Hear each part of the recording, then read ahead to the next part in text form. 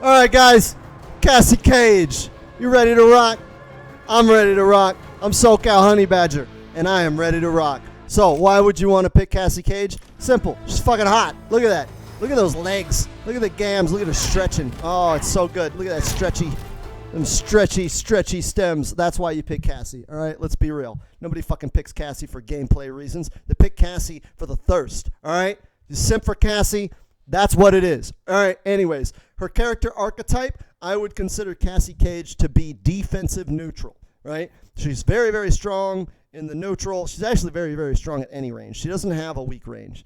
But for the most part, she wants to play them neutral and fish for whiff punishes and things like that. And she can be played aggressively, but her best mid doesn't advance very far. So it's less of like, I'm going to use my advancing shit to get in and start pressuring you, and more of, if I find myself inside range 1, I have the tools to pressure you and rush you down. But it's not necessarily somewhere where you want to be. It's just somewhere where you can be if you find yourself there. But for the most part, she wants to play the neutral, look for whiff punishes, and kind of just stay in the mid-range with some zoning. Shout out to Stephanie. All right, anyways, her best build, the build we came up with for you beginner-ass motherfuckers, is kneecapping, glow kick, and the bitchin' bubble. All right, so let's go over these real quick. Kneecapping, low shot, right?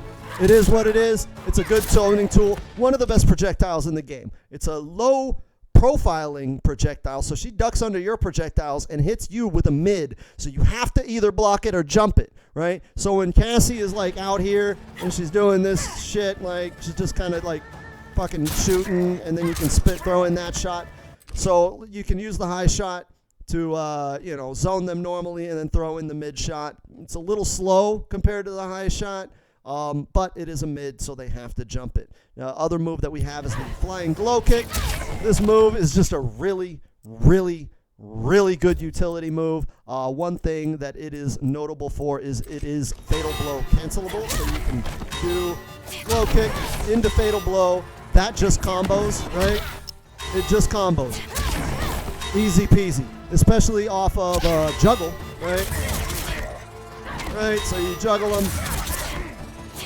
And anyways, don't fuck with that. But anyways, flying glow kick, it's a very good whiff punisher, which is not something that Cassie is lacking. She has tons of whiff punishers. But flying glow kick is another good one to throw in there. And also it is her primary armor break. So it's certainly a move that you want to definitely have, especially if you have low shots, because you're going to be using it a lot. And can she do it in the air? I don't think she can do it in the air. But the other move is going to be the Beelzebub. This adds a dot, right? So if you get like a knockdown or something, this is an interesting move to just kind of, well, not bad, right? Just throw it out there on wake up. You can even sneak it in during strings. Not like, it's just a bubble that puts out a dot, right? But what's interesting about it is it covers the range that she's actually very good at. So while you're sitting here playing the neutral, playing footsies, right, looking for whiff punishes, looking to get in or looking to get out, you can throw the bubble out off of an easy hit confirm and just kind of stack added dot damage. So, do something like that, and then you can go right into a combo, get a little bit extra dot damage while you're in the neutral. It's a cast and forget kind of ability, so that definitely plays into Cassie being a very, very beginner-friendly character. As for other special moves, so yeah, we've already covered high gunshot. She's got the up kick. It's a decent anti-air. It's also a decent combo starter off of like 1-1-1. 20% for 1 bar. Not bad. You can also end it after your juggles, like if you're doing something like this, right? You do that. And you could just add a little bit of extra juice. And then she has the dick, right? You can amplify it. There's a crushing blow if you hit a couple of the amplifies, after I think 2 of them. What is it? 2 of them, right? Triggers on the 3rd. So if you hit 2 amplify ones, you can get the crushing blow on your 3rd one. And It's just extra damage to add on to there. Though do note that a lot of people that carry low shot don't use the amplify nut punch just because now you're getting into 2-bar combo territory, and that's not really optimal. And if I hit confirm you and I want to get some extra damage, 9 times out of 10, they're going to shoot you up in the air. Unless they're worried about a breakaway, then they'll go for the amplified nut. The amplified dick, right? Amplified dick. All right, anyways, moving on into her more important moves. One thing that is very notable about Cassie Cage is she doesn't have like spammy shit. Outside of low gunshot from full screen, she's not a very spammy character. She has a move for every situation. So that is one thing that you'll want to get accustomed to, is knowing what moves to use when. It's a very key part of Cassie, but it's not as complicated as it sounds. So the first most important move we've got is the forward 4. You can do forward 4-1 into 2. This is a 9-frame, kind of good, decent ranged mid starter.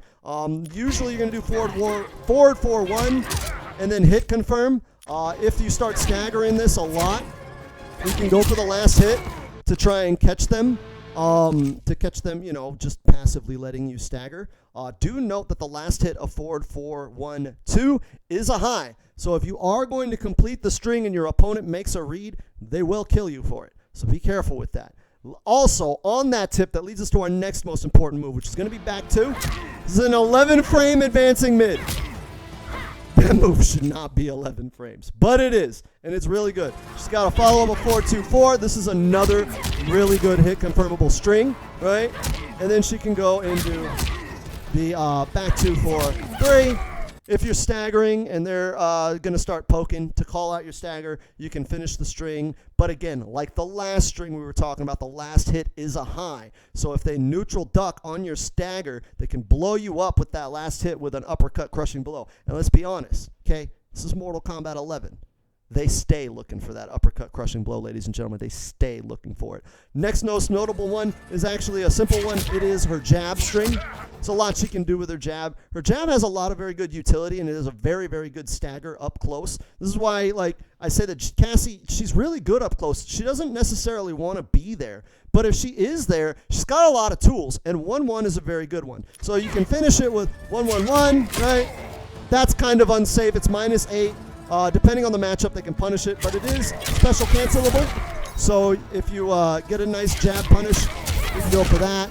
You can also go for low shots and go for your regular bread and butter combo. Also, off of the standing one, she's got 1-2 and 1-2-4.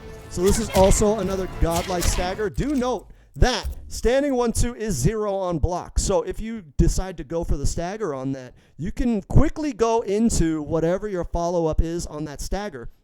And unless they know you're going to stagger it, they have to hold that. There is a follow-up on that string of 1-2-4. Ends with a mid. The mid is pretty good. It gives you -3 on block, which is, you know, that's a good level of minus.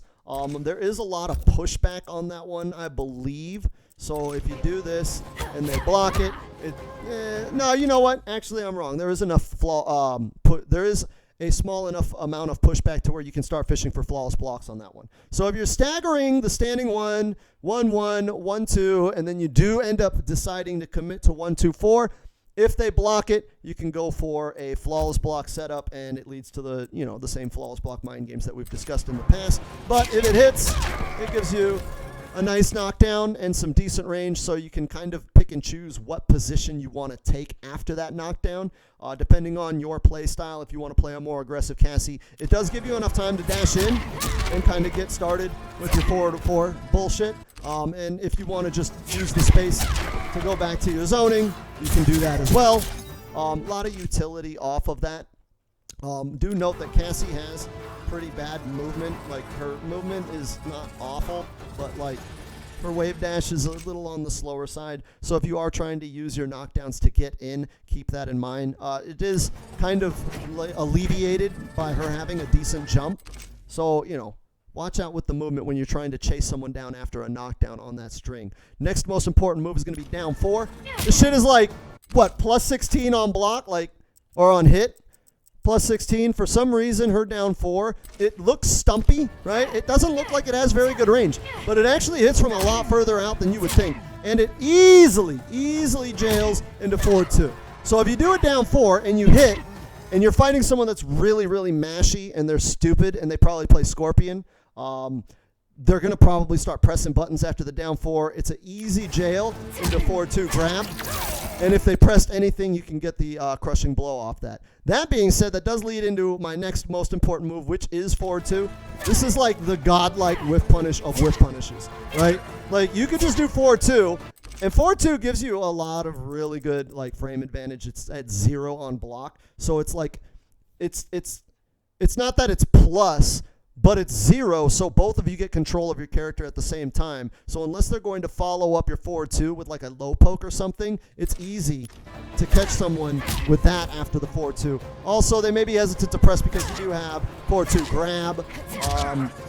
If I didn't have problems with the goddamn PlayStation controller. 4-2 grab is +1 on block, and a lot of Cassie players will frame trap it, right? So if they do 4-2 grab, right, at this range, right, you could just loop it back into another one because of the plus frames. So a lot of Cassies will sit there and do that. They'll do 4-2 grab, you block it, 4-2 grab again, fishing for the crushing blow. Do note that the 4-2, even though it's pretty fast, it is a little bit slow for a high, right? It starts up at 10 frames, but it's a high, and she has to go through that whole animation, which the recovery is 25 frames. If she goes for the grab afterwards, like whatever, but that's after the fact. So if she does try to frame trap you with this shit, you can throw out a poke and catch her trying to walk in. So those of you that are Cassie players that are trying to play with this frame trap, do note that they can hit it down 4 and interrupt that, and you won't get your crushing blow. So beware. Buyer, beware. All right? Next important move is going to be our back 3. Let me turn off this block here. Garrus, I need you to take this hit. All right? Back 3, another just like good fucking move that has a lot of utility. There's a lot of things you can do with this thing. First of all, back 3 is a godlike anti-air. Right? So if we set Garrus here to jump forward, right? And he comes in on us and we do back 3, right? And that gives us enough time to do an easy juggle, right? Easy juggle. Easy hit confirm. And like from the neutral, right? You're backing up, you can catch him anti-airing from really far away, right? Like if I back up almost full screen, you see how far she catches that, right? And you can still combo from like that far. Well, let me not fuck it up. Hold on. Stop jumping so soon. Right? So even from like range 3 and 4, if they're jumping, back 3 still catches them. And if you're quick with it and you anticipated the jump and you're doing it as an anti-air, back 3 is easy to confirm for a full combo. There is one weakness to back 3. It is, like I said, a high. Cassie has really, really good mids, but she also has a lot of highs, and a lot of her core play style revolves around her really, really good highs. So if you're in the nooch, right, and Garrus stops jumping, right, if you're in the nooch and you're playing back and forth, you're looking for a whip punish and you want to throw that out to kind of preemptively catch them trying to advance on you, do note that if they read that and they neutral duck, you will take the crushing blow down 2, because Mortal Kombat 11 players stay looking for that down 2 crushing blow. They stay looking for it. All right? So that's the back 3. Another important string that we're going to ignore is back 1. Back 1, don't ever do it. Right? I know you're going to be tempted because of this shit. Right? You can just do that. But back 1-3 is like absolutely 100% death on block. -11. Easy jab punish. It's very, very easy to punish this string. So I want you guys to use this not at all. Until you get leveled up and good enough to understand the risk-reward management in fighting games, avoid this string, fight the temptation.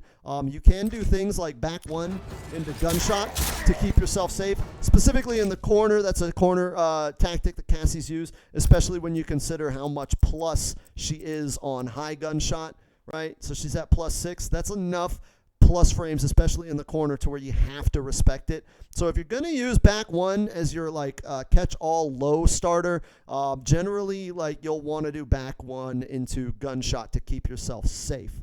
The next string that we're going to cover is 4-3-4, right? That one is going to be your real all-purpose low. If you need a low, 4-3-4 is going to be the one.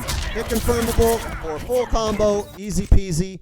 It's not on the fast side, right? So 4-3, 19 frame startup.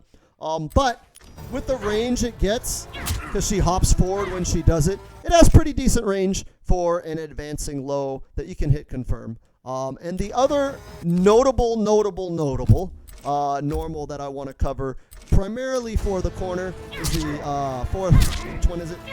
3-4. 3-4, standing 3-4. It's not something you're going to use a lot, but when you get them in the corner, standing 3-4 gives you a combo, meterless launcher, so you can kind of do, you know, Cassie Cage things, standing 3-4, worm one, whatever, right?